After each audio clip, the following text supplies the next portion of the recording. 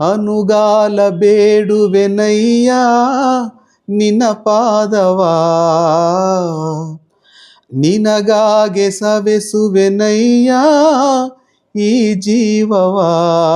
ಅನುಗಾಲ ಬೇಡುವೆನಯ್ಯ ನಿನ್ನ ಪಾದವಾ. ನಮಸ್ತೆ. ನಮಸ್ತೆ ಸರ್. ಈ ಮಳವಳ್ಳಿ ಮಹದೇವ ಸ್ವಾಮಿ ಅವರು ಹಾಡಿರುವಂಥ ಮಹದೇಶ್ವರ ದಯ ಬಾರದೆ ಅನುಗಾಲ ಬೇಡುವೆನಯ್ಯ ಈ ಹಾಡುಗಳ ಬರೆದಿರುವಂಥ ಸಾಹಿತಿ ಅಂದರೆ ಹಾಡು ಬರೆದವ್ರು ನೀವಂತ ಗೊತ್ತಾಯಿತು. ಈ ಅನುಗಾಲ ಬೇಡುವೆನಯ್ಯ ಈ ಹಾಡನ್ನ ಬರೆದವ್ರು ನೀವು. ಆದರೆ ಈ ಹಾಡನ್ನ ಸಂದರ್ಭದಲ್ಲಿ ಯಾರೋ ಬಾಂಬೆಯಿಂದ ನಿಮ್ಮನ್ನು ಹುಡುಕ ಬಂದಿದ್ರು ಅಂತಲ್ಲಿ ಏನು ಕಾರಣಕ್ಕೆ ಸರ್?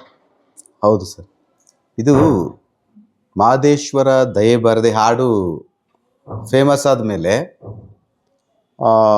ಅದು ಟಿ ಸೀರೀಸ್ ಕಂಪನಿ, ಅದು ಆ್ಯಕ್ಚುಲಿ ಇರೋದು ಬಾಂಬೆಲಿ. ಅದರ ಬ್ರಾಂಚ್ ಆಫೀಸು ಕರ್ನಾಟಕದ್ದು ಬೆಂಗಳೂರಲ್ಲಿದೆ ಆಫೀಸು. ಅಲ್ಲಿ ಮೋಹನ್ ಕುಮಾರ್ ಅಂತ ಒಬ್ಬರು ಮ್ಯಾನೇಜರ್ ಇದ್ದಾರೆ. ನನಗೆ ಒಂದು ದಿನ ಈ ಮಹದೇಶ್ವರ ದಯ ಬಾರದೆ ಹಾಡನ್ನ ರೆಕಾರ್ಡ್ ಮಾಡಿದಂಥ ಸೌಂಡ್ ಇಂಜಿನಿಯರ್ ಪಾರೇಖ್ ಅಂತವರು, ಪಾರೇಖ್ ಸರ್ ನನಗೆ ಫೋನ್ ಮಾಡಿದರು. ರವಿ, ಈ ಹಾಡು ಹಿಟ್ಟಾಯ್ತಲ್ಲ, ಈಗ ನಿಮ್ಮ ಕೈಲಿ ಬರೆಸ್ಬೇಕಂತೆ ಹಾಡನ್ನು, ಮತ್ತು ಮಹದೇಶ್ವರ ದಯ ಬಾರದೆ ಹಾಡಿದಾರಲ್ಲ ಮಳವಳ್ಳಿ ಮಹಾದೇವ ಸ್ವಾಮಿಯವರು, ಅವ್ರ ಹತ್ರನೇ ಹಾಡಿಸ್ಬೇಕಂತೆ. ಟಿ ಸೀರೀಸ್ ಕಂಪ್ನಿಯವರು ಫೋನ್ ಮಾಡಿದರು, ನೀವು ಬರಬೇಕು ಅಂತ ಒಂದು ಡೇಟನ್ನು ಹೇಳಿದರು. ಆ ದಿನ ಸ್ಟುಡಿಯೋಗೆ ಹೋಗಿ ಅವ್ರನ್ನ ಭೇಟಿ ಮಾಡಿದೆ. ಅವರು ಬಾಂಬೆಯಿಂದ ಬಂದಿದ್ರು. ಏನು ಕಾರಣಕ್ಕೆ ಸರ್ ಅವ್ರು ಬಂದಿದ್ದು? ಅಂದರೆ ಅವರು ಈ ಹಾಡು ಅವ್ರಿಗೆ ಇಷ್ಟ ಆಗಿದೆ, ಮಹದೇಶ್ವರ ದಯ ಬಾರದೆ. ಓಕೆ, ಈ ಥರ ಮಹದೇಶ್ವರ ಸಾಂಗ್ಸ್ ನಾವು ಕೂಡ ಮಾಡಬೇಕು ನಮ್ಮ ಕಂಪ್ನಿಯಿಂದ ಅಂತಕ್ಕಂಥ ಅಭಿಲಾಷೆ ಅವ್ರದ್ದು. ಓ, ಅಂದರೆ ಒಂದು ಸ್ಟ್ಯಾಂಡರ್ಡ್ ಕಂಪ್ನಿಯವರು ಕೂಡ ಬಂದರು. ಇದು ಮಾಡುವಾಗ ನಮಗೆ ತಮಾಷೆ ಅಂತಂದರೆ ಆವಾಗ ನನಗೆ ಹಿಂದಿ ಸರಿಯಾಗಿ ಮಾತಾಡಲಿಕ್ಕೆ ಗೊತ್ತಿರಲಿಲ್ಲ, ಅವ್ರಿಗೆ ಕನ್ನಡ ಗೊತ್ತಿರಲಿಲ್ಲ. ನಮ್ಮಿಬ್ಬರಿಗೂ ಮಧ್ಯದಲ್ಲಿ ಪಾರೇಖ್ ಸರ್ ಇದ್ದಾರಲ್ಲ ಸೌಂಡ್ ಇಂಜಿನಿಯರ್ ಅವರು, ಅವರು ಮಾತುಕತೆ ಎಲ್ಲ ಆಯಿತು, ಕಮ್ಯುನಿಕೇಟ್ ಮಾಡಿದರು. ಆಮೇಲೆ ಪ್ರಾಜೆಕ್ಟ್ ಒಪ್ಪಂದ ಆಯಿತು.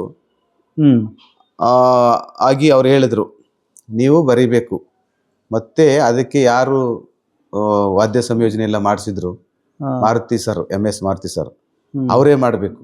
ಈ ಮಹದೇಶ್ವರ ದಯ ಬಾರದೆ ಆಲ್ಬಮ್ ಬಲ್ಲಿ ಯಾರ್ಯಾರು ಕೆಲಸ ಮಾಡಿ ಅವರೇ ಇವರೊಂದು ಆಲ್ಬಮ್ ಮಾಡ್ಸಕ್ ಬರಬೇಕು.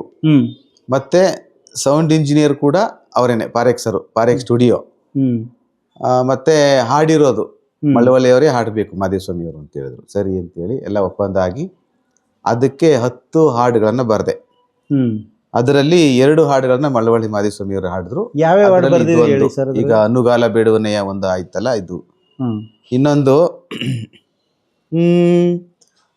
ಕರುಣೆ ತೋರಯ್ಯ ಮಲೆಯ ಮಾದಯ್ಯ, ಬಾಳಲ್ಲಿ ನೆಮ್ಮದಿಯ ನೀಡೋ ನನ್ನಯ್ಯ,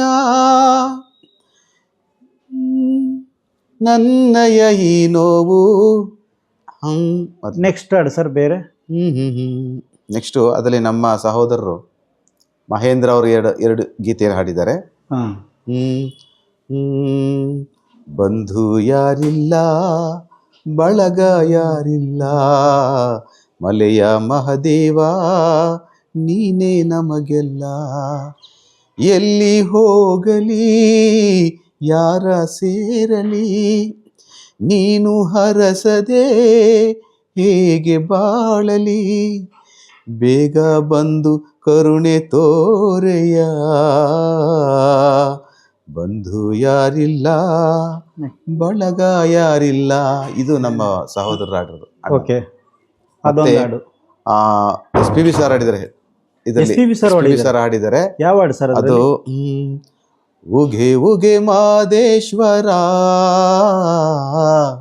ಧರೆಗಿಳಿದ ಮಾಯಕಾರ ಸ್ವಾಮಿ, ಧರೆಗಿಳಿದ ಮಾಯಕಾರ, ಈಶ ನೀನೇ ಮಾದೇಶ ನೀನೇ, ಮಾಯೆಯ ಗೆದ್ದ ಮಾದೇವ ನೀನೇ, ಧರೆಗಿಳಿದ ಮಾಯಕಾರ. ಇದು SPB ಸರ್ ಹಾಡಿದ್ದಾರೆ. ಜೊತೆಗೆ ಛಾಯಾ ಮೇಡಮ್ ಹಾಡಿದ್ದಾರೆ.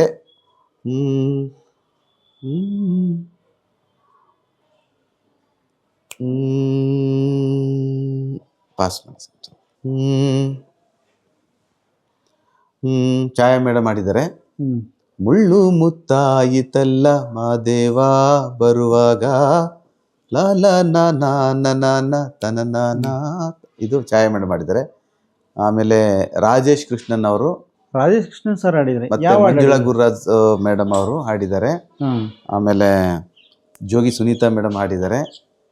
ಜೊತೆಗೆ ನಾನು ಹಾಡಿದ್ದೀನಿ. ಜೊತೆಗೆ ಮೋಹನ್ ಕುಮಾರ್ ಸರ್ ಅವರು ನಮ್ಮ ಕರ್ನಾಟಕದಲ್ಲಿರ್ತಕ್ಕಂಥ ಟಿ ಸೀರೀಸ್ ಬ್ರಾಂಚ್ ಆಫೀಸಿನ ಮ್ಯಾನೇಜರು, ಅವ್ರು ಹಾಡಿದ್ದಾರೆ. ಇಷ್ಟೆಲ್ಲ ಜನ ಹಾಡಿದ್ದೀವಿ ಸರ್. 10 ಹಾಡುಗಳನ್ನ ನಾವು ಇಷ್ಟೆಲ್ಲ ಹಾಡಿದ್ರು ಅಲ್ಲೂ ಕೂಡ ಡಾಕ್ಟರ್ ಮಳವಳ್ಳಿ ಮಹಾದೇವ ಸ್ವಾಮಿ ಅವರು ಹಾಡಿದ ಹಾಡೇ 2 ಹಾಡುಗಳು ಕೂಡ ಹಿಟ್ ಆದವು. ಅನುಗಾಲೆ ಬೇಡುವೇನಯ್ಯ. ಇನ್ನೊಂದು ಯಾವ್ದು ಹಾಡಿದ್ರು ಅವರು?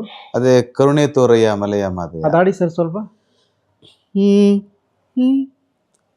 ಕರುಣೆ ತೋರಯ್ಯ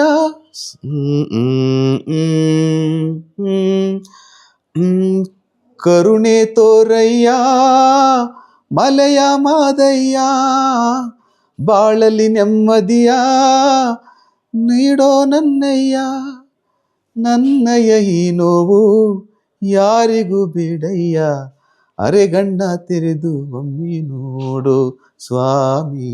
ಇದು ಹಾಡಿರ್ತಕ್ಕಂಥದ್ದು. ಇಷ್ಟು 2 ಹಾಡನ್ನ ಅವ್ರು ಹಾಡಿದ್ರು.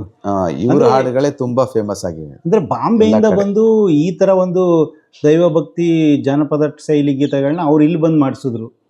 ಇಷ್ಟ ಹಾಡುಗಳೆಲ್ಲ ನೀವೇ ಬರೆದಿದ್ದು? ಹೌದು ಹೌದು ಸರ್. ಅದರಲ್ಲಿ ತುಂಬಾ ಪ್ರಸಿದ್ಧಿ ಅಂತಂದ್ರೆ ಈ ಮಳವಳ್ಳಿ ಮಹದೇವ ಸ್ವಾಮಿ ಅವರು ಹಾಡಿರೋ 2 ಹಾಡೇ ಸಿಕ್ಕಾಪಟ್ಟೆ ಪ್ರಸಿದ್ಧಿ. ಹೌದು. ಈಗಲೂ ಕೂಡ ಆರ್ಕೆಸ್ಟ್ರಾಗಳಲ್ಲಿ ನಮ್ಮ ಕಲಾವಿದರುಗಳು ಅನುಗಾಲ ಬೇಡುವನೆಯ ಭಕ್ತಿಗೀತೆ ಕಾರ್ಯಕ್ರಮ ಇದ್ರಂತೂ ಆ ಹಾಡು ಹಾಡಿ ಹಾಡ್ತಾರೆ ಎಲ್ಲರೂ ಕೂಡ. ಆಮೇಲೆ ಬಂಧು ಯಾರಿಲ್ಲ ಬಳಗ ಯಾರಿಲ್ಲ, ಅದು ತುಂಬಾ ಜನ ಇಷ್ಟಪಟ್ಟಿದ್ದಾರೆ. ಲವ್ ಮಾಡಿದವರು, ಆಸ್ತಿ ಕಳ್ಕೊಂಡವರು, ಜಗಳ ಆಡಿದವರು ಎಲ್ಲರೂ ಕೇಳ್ತಾರೆ, ಚಿಕ್ಕವರಿಂದ ದೊಡ್ಡವರು ಕೇಳ್ತಾರೆ. ಆ ಥರದ್ದು. ಸರ್, ಈಗ ನೀವು ಇಷ್ಟೊಂದೆಲ್ಲ ಸಾಹಿತ್ಯಗಳು ಬರೆದಿದ್ದೀರಿ. ಬಹುಪಾಲು ಮಳವಳ್ಳಿ ಮಹದೇವ ಸ್ವಾಮಿ ಅವರು ಹಾಡಿರುವಂಥ ಎಲ್ಲ ಹಾಡುಗಳು, ಮಹದೇಶ್ವರ ಮತ್ತು ಮಂಟೇಸ್ವಾಮಿ ಸಿದ್ದಪ್ಪಾಜಿ ಹಾಡಿರೋ ಎಲ್ಲ ಹಾಡುಗಳನ್ನು ಬಹುಪಾಲು ನೀವೇ ಬರೆದಿರೋರು. ಸರ್, ನೀವು ಏನು ಕೆಲಸ ಮಾಡೋದು ಸರ್? ನಾವು ಸರ್ಕಾರಿ ಶಾಲೆಯಲ್ಲಿ ಶಿಕ್ಷಕರಾಗಿದ್ದೀವಿ ಸರ್, ಕನ್ನಡ ಶಿಕ್ಷಕರು. ಗೌರ್ಮೆಂಟ್ ಸ್ಕೂಲ್ ಕನ್ನಡ ಶಿಕ್ಷಕರು. ನಿಮ್ಮದು ಇದು ಒಂದು ಸಹವೃತ್ತಿ, ಸಾಹಿತ್ಯ ಬರೋದು ಕೂಡ ವೃತ್ತಿ. ಹೌದು ಸರ್. ಅದು ಅವ್ರಿಗೆ ಅದೆಲ್ಲ ಹಾಡುಗಳು ಬಂದಮೇಲೆ ಅವ್ರು ಯಾವ ಥರ ಫೀಲ್ ಮಾಡಿದ್ರು ಸರ್? ಟಿ ಸೀರೀಸ್ ಕಂಪ್ನಿಯವ್ರು ಮತ್ತೆ ಏನಾದ್ರು ಬಂದು ಅಪ್ರಿಸಿಯೇಟ್ ಮಾಡಿದ್ರೆ? ಅವ್ರಿಗೆ ಅದು ಕೂಡ ಚೆನ್ನಾಗಿ ಹೆಸರು ತಂದು ಕೊಟ್ಟಿದೆ. ಒಳ್ಳೆ ಹಾಡುಗಳು.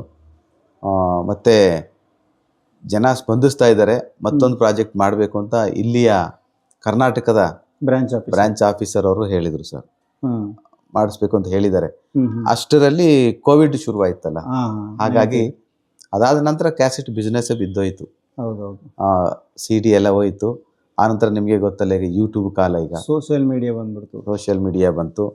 ಈಗ ಯಾರು ಕೂಡ, ಯಾವ ಪ್ರೊಡ್ಯೂಸರ್ಸ್ ಕೂಡ ಕ್ಯಾಸೆಟ್ ಮಾಡಲಿಕ್ಕೆ ಮುಂದೆ ಬರಲ್ಲ ಸರ್ ಇವಾಗ. ಆದ್ರೂ ಯೂಟ್ಯೂಬಲ್ಲಿ ಯಾರು ಪ್ರಸಿದ್ಧಿ ಪಡೆದಿದ್ದಾರೋ ಅಂಥವ್ರಂತೂ ಇನ್ನೂ ಕೂಡ ಮಾಡ್ತಾನೆ ಇದ್ದಾರೆ ಸರ್. ಕ್ಯಾಸೆಟ್ ಬಿದ್ದೋದು ಓಕೆ, ಸೋಷಿಯಲ್ ಮೀಡಿಯಾ ಬಂದಿದ್ದಕ್ಕೇನೆ ನಿಮ್ಮಂಥ ಎಲೆಮೆರೆಕಾಯಿ ಅಂತಿರುವಂಥವ್ರನ್ನ ಜನಸಾಮಾನ್ಯರು ಇವತ್ತು ಹತ್ತಿರದಿಂದ ನೋಡಿ ಪರಿಚಯ ಆಗಿದ್ದು. ಇಲ್ಲಾಂದ್ರೆ ನೀವು ಎಲ್ಲೋ ಮೂಲೆ ಗುಂಪಾಗಿರ್ತಿದ್ರಿ. ಹೌದೌದು. ಯಾಕೆಂದ್ರೆ ನೋಡಿ, ಇದ್ರದ್ದು ಆದರೆ ನೀವು ಬರೆಯೋ ಹಾಡುಗಳಿಗೆಲ್ಲ ಸ್ವರ, ಸಾಹಿತ್ಯ, ಸಂಗೀತ ಎಲ್ಲ ನೀವೇ ಮಾಡೋದು.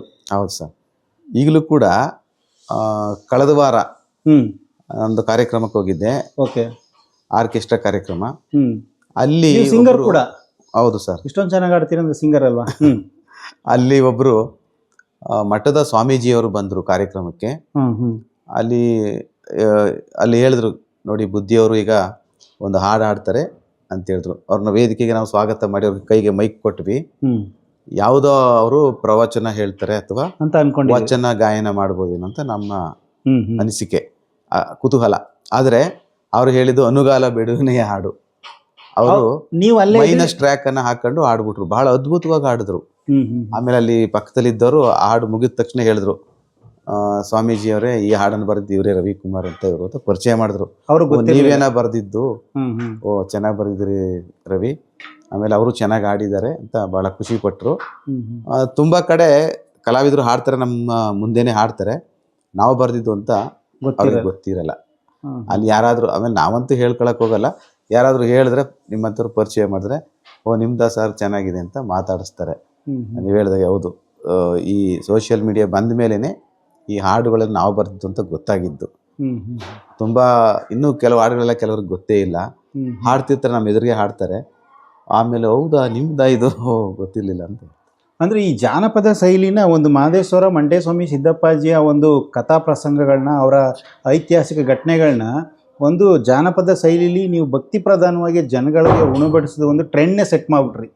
ಅಯ್ಯೋ ಹಂಗಲ್ಲ, ನಾವು ಟ್ರೆಂಡ್ ಸೆಟ್ಟರ್ ಅಂತಲ್ಲ. ಅಲ್ಲಲ್ಲ ಸರ್, ಅದನ್ನ ಜನಕ್ಕೆ ಪರಿಚಯಿಸಬೇಕು ಅಂದ್ರೆ ಅದು ಸಾಹಿತ್ಯದಿಂದನೇ ಹುಟ್ಟೋದು ಮೊದಲಿಗೆ. ಹಾ ಹೌದು, ಸಾಹಿತ್ಯದಿಂದನೇ ಹುಟ್ಟೋದು ಒಂದು ಕಲ್ಪನೆ. ಸಾಹಿತ್ಯ ಆನಂತರ ಸಂಗೀತ, ಅದು ಅದರಿಂದ ಸ್ಟಾರ್ಟ್ ಆಯ್ತು. ಅದರಿಂದ ಬಾಂಬೆಯಿಂದ ಹುಡುಕ ಬಂದು ಟಿ ಸೀರೀಸ್ ಕಂಪ್ನಿ ಅಂತಂದ್ರೆ ಎಂತೆಂಥ ದೊಡ್ಡ ದೊಡ್ಡ ಪ್ರಾಜೆಕ್ಟ್ ಮಾಡಿದವರು. ಅಂದ್ರೆ ಇರ್ಲಿ, ಅದಕ್ಕೆ ನಮ್ಮ ಸಾಹಿತ್ಯ ಒಂದೇ ಕಾರಣ ಅವ್ರು ಹುಡ್ಕೊಂಡು ಬರೋದಕ್ಕೆ ಅಂತ ಹೇಳಕ್ಕಾಗಲ್ಲ. ಅವರು ಹಾಡು ಕೇಳಿರ್ತಾರೆ, ಅದ್ಭುತವಾದಂಥ ಗಾಯನ ಕೇಳಿ, ಆ ವಾಯ್ಸ್ ಕೇಳಿ ಅವರು ಮೆಚ್ಚಿ ಬಂದಿರ್ತಾರೆ. ಅಂದರೆ ನೀವು ಆಡಿರೋರು, ಮ್ಯೂಸಿಕ್ ನುಡಿಸಿರೋರು ಎಲ್ಲೂ ಹೇಳ್ತೀರಿ, ಈ ಕನ್ನಡ ಮೇಷ್ಟ್ರುಗಳಿಗೆ ನಾವು ಒಪ್ಸೋದು ಕಷ್ಟ. ಹಂಗಾಗಿ ನೀವು ಎಲ್ಲರನ್ನೂ ಕೂಡ ನೆನೆಸ್ಕೊತಾ ಇದ್ರೆ ಅದು ನಿಮಗಿರೋ ಒಂದು ಸಹಾನುಭೂತಿ, ನಿಮ್ಮ ಒಳ್ಳೆತನ. ಖಂಡಿತವಾಗಿ ಸರ್, ಇನ್ನೂ ಇಂಥಷ್ಟು ಮತ್ತಷ್ಟು ಒಂದು ಜನಪ್ರಿಯ, ಜನ ಇಷ್ಟಪಡುವಂಥ ಗೀತೆಗಳನ್ನ ನಮ್ಮ ಕರ್ನಾಟಕಕ್ಕೆ, ಇಡೀ ಪ್ರಪಂಚಕ್ಕೆ ಪ್ರಸಿದ್ಧಿಯಾದ ಗೀತೆಗಳನ್ನ ಕೊಡಿ ಅಂತ ಹೇಳ್ತಾ ಇಷ್ಟೊತ್ತವರೆಗೂ ನಮ್ಮ ಚಾನಲ್ಗೆ ನಿಮ್ಮ ಅಮೂಲ್ಯವಾದ ಒಂದು ಸಂದರ್ಶನವನ್ನು ಕೊಟ್ಟಿದ್ದಕ್ಕೆ ಧನ್ಯವಾದ. ಇದೇ ರೀತಿ ಮುಂದುವರಿತೀರಿ. Thank you sir. ಧನ್ಯವಾದಗಳು ಸರ್.